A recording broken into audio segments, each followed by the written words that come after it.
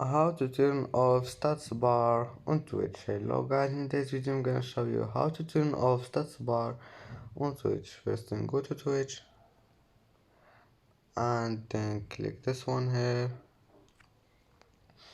and now click this one, account settings, and then click this one, stream manager, and then just click this one if you want to turn it off.